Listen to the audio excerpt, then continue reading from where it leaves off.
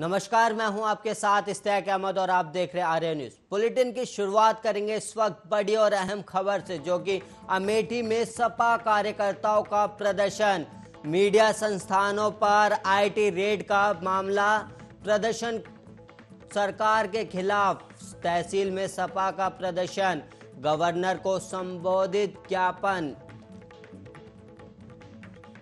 SDM को सौंपा, पत्रकारों की गरिमा बनाए रहने देने सपा, गवर्नर को संबोधित ज्ञापन एसडीएम को सौंपा। और आपको बता दें, वहीं इस वक्त की बड़ी खबर, पत्रकारों की गरिमा बनाए रहने दें सपा। इस सपा ने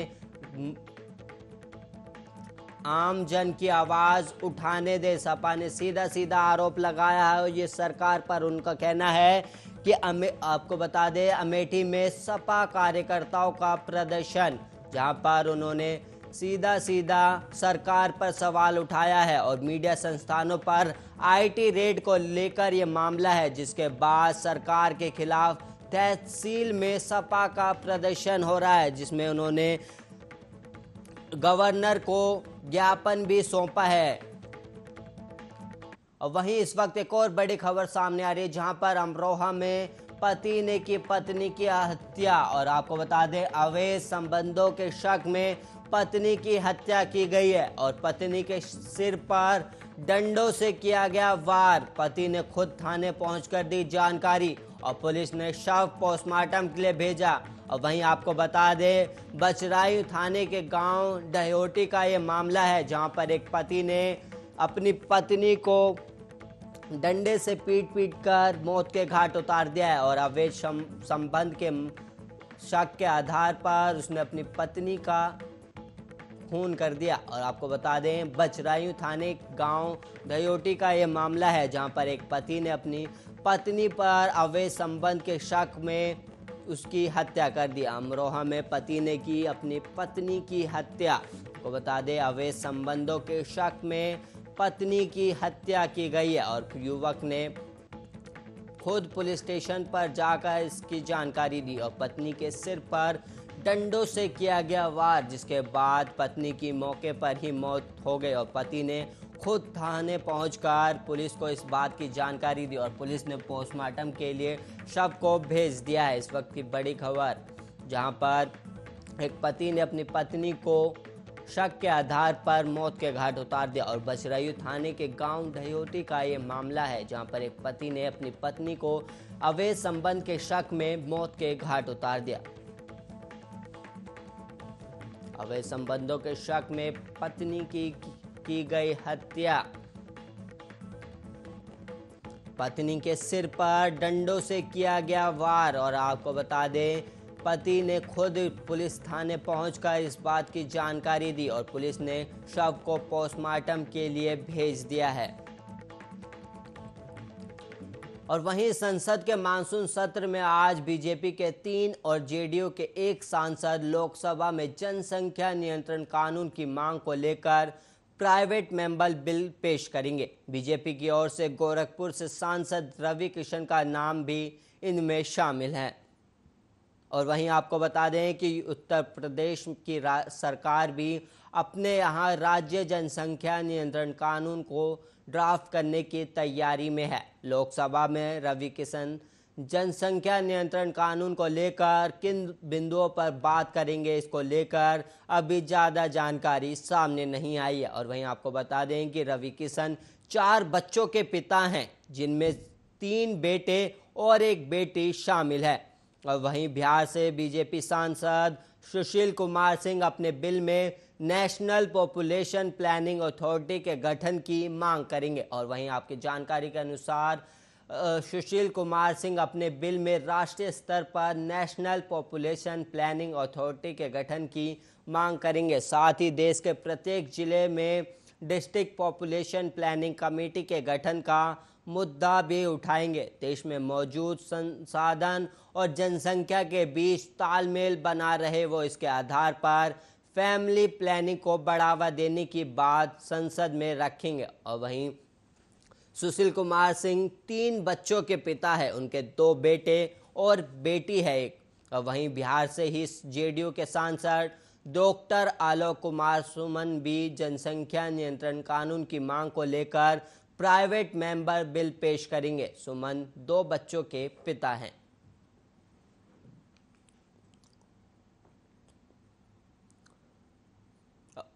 अब वहीं इस वक्त एक और बड़ी खबर निकलकर सामने आ रही है, जहां पर कांग्रेस नेता राहुल गांधी ने उठाई है मांग।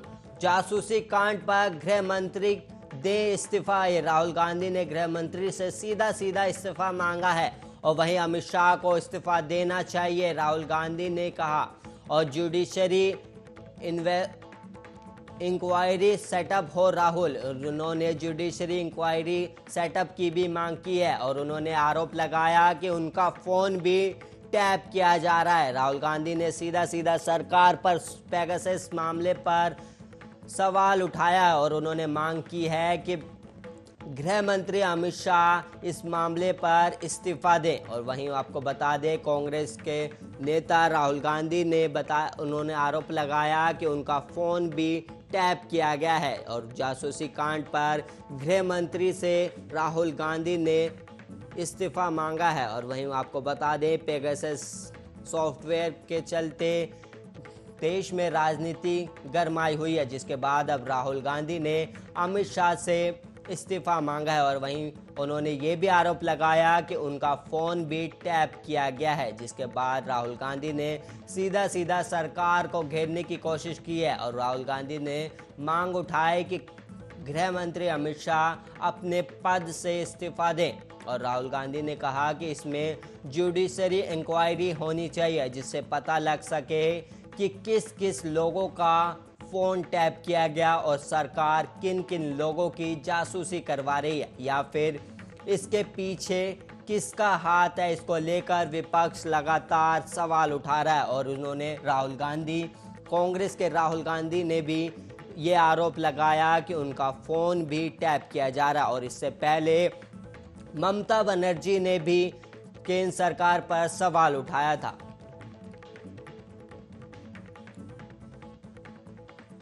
और वहीं केरल में गुरुवार को जीका वायरस से 3 और लोग संक्रमित पाए गए।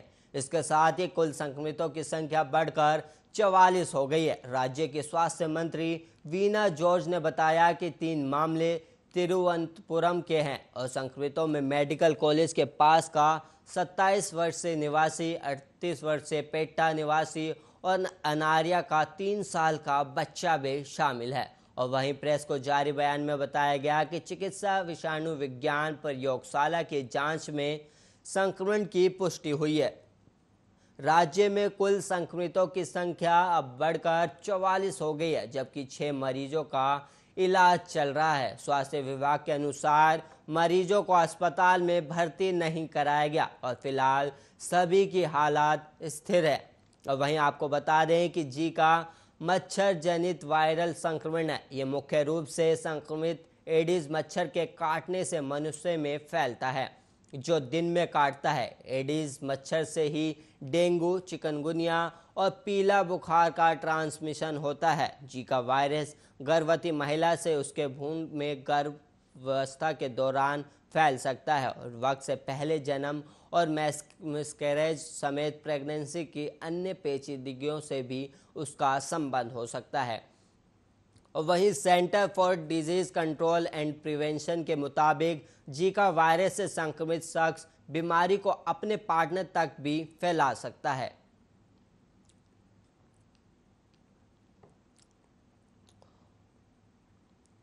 और वहीं एक और बड़ी खबर सामने आ रही है, जहां पर डकैत लवकेश का मामला सामने आया है। आपको बता दें, डकैत लवकेश शिव कुमार की गिरफ्तारी हो चुकी है और वहीं डकैत गौरी यादव गैंग के सदस्य हैं और दोनों 5.5 लाख का इनामी है। आपको बता दें, डकैत गौरी यादव डकैतों से अवैध तमंचा कारतूस बरामद किया गया और दोनों डकैतों पर आधा दर्जन से ज़्यादा केस हैं। और वहीं सरैया की काली घाटी के पास हुई है गिरफ्तारी। इस वक्त की बड़ी और अहम खबर, जहां पर दोनों डकैतों पर आधा दर्जन से ज़्यादा केस हैं, उनको गिरफ्तार कर लिया गया। और आपको बता दें, इन दोनों बदमाशों पर 5.5 लाख रुपए का इनाम भी रखा गया था।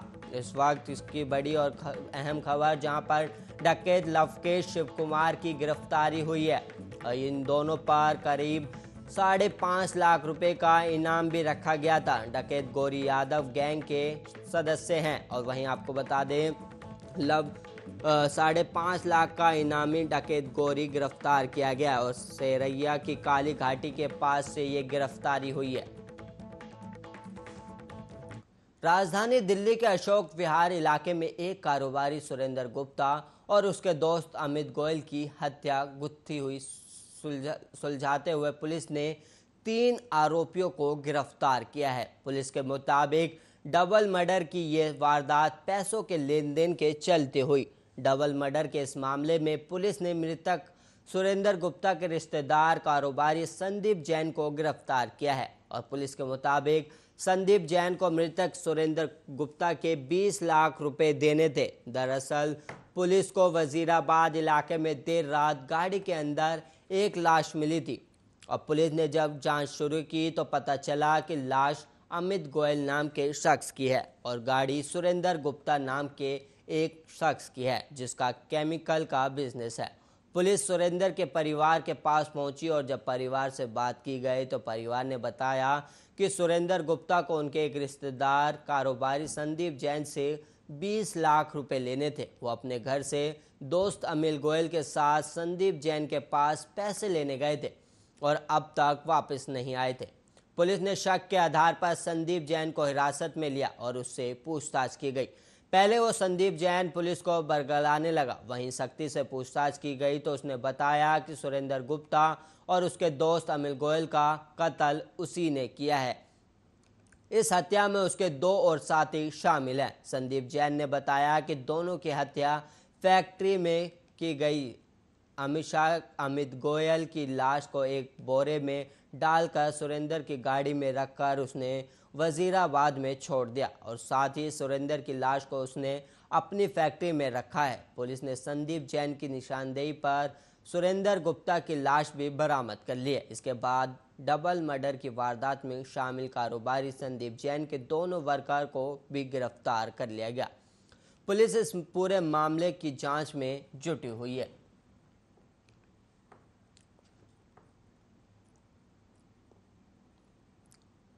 जम्मू कश्मीर के कर्नाटक इलाके में पुलिस ने एक पाकिस्तानी ड्रोन को मार गिराया है।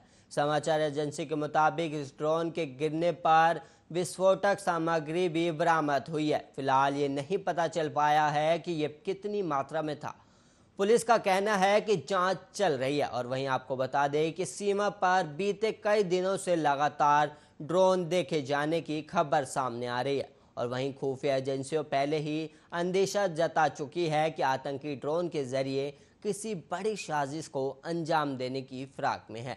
और वहीं सुरक्षा बलों ने भी इस चुनौती से निपटने के लिए रणनीति बनाई है और माना जा रहा है कि ये ड्रोन जिसे मार गिराया गया ये उसी का नतीजा है। और उधर बारामूला जिले के सोपुर के वारपोरा में सुरक्षा बलों की आतंकियों के साथ मुठभेड़ में 2 दहशतगर्दों को मार गिराया गया।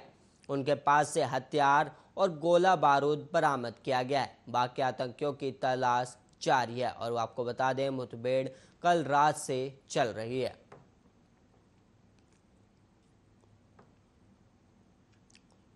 और वहीं पेगासस जासूसी मामले की रिपोर्ट में कुछ और नाम सामने आए हैं। इसमें तिब्बती धर्मगुरु दलाई लामा के सलाहकारों और नागालिम राष्ट्रीय समाजवादी परिषद के कई नेताओं के नाम शामिल है। इसके अलावा दुबई के राजकुमारी शेख लतीफ़ा के कई करीबियों की जासूसी की भी संभावना जताई गई है। और वहीं गर्जियान में छपी रिपोर्ट के मुताबिक एनएस समूह के निशाने पर भारत में निर्वासित सरकारों के अध्यक्ष एक दूसरे आध्यात्मिक बौद्धिक नेता के स्टाफ लोब्सांग सांगे और ग्यालवांग करमापा का भी नाम सामने आया है। और वहीं दलाई लामा के सलाहकारों में तेम्पा सेरिंग भी हैं। वे लंबे समय तक दिल्ली में दलाई लामा के दूत के तौर पर रह रहे थे। इनके अलावा तेंजिन ताखला चिमेई रिगजेन और सेमढोंग रिनपोचे का भी नाम शामिल है। एक अन्य रिपोर्ट में एनएससीएन नेता आइसेक म्याओ एटम वाशुम अपन मियाओ एथोनी सिमरे और फुनथिंग सिमरन का नाम भी शामिल है। और वहीं नगर राष्ट्रीय राजनीतिक समूह के संयोजक एन किटोवी झिमोमी का भी नाम है। और वहीं झिमोमी के साथ मोदी सरकार 2017 के अंत में संभावित नागा मुद्दे का समाधान तलाशने के लिए बातचीत कर रही है।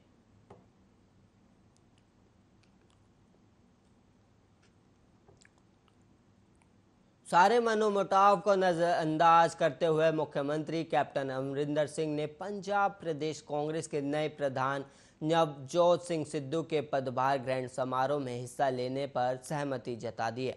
और ये समारोह शुक्रवार को होगा। सिद्धू ने अब तक कैप्टन से माफ़ी तक नहीं मांगी है। और वहीं माना जा रहा है कि पार्टी आलाकमान के निर्देश के बाद कैप्टन ने समारोह में हिस्से लेने का फैसला किया है। और कैप्टन की शर्त थी कि सोशल मीडिया पर इस्तेमाल की गई अभद्र शब्दावली को लेकर सिद्धू के माफ़ी मांगने पर ही वह उनसे बात करेंगे। कैप्टन ने अब तक सिद्धू को उनके प्रदेश प्रधान बनने पर बधाई भी नहीं दी है। सिसवा से लौटकर विधायक कुलजीत नागरा ने बताया कि कैप्टन ने निमंत्रण स्वीकार कर लिया है।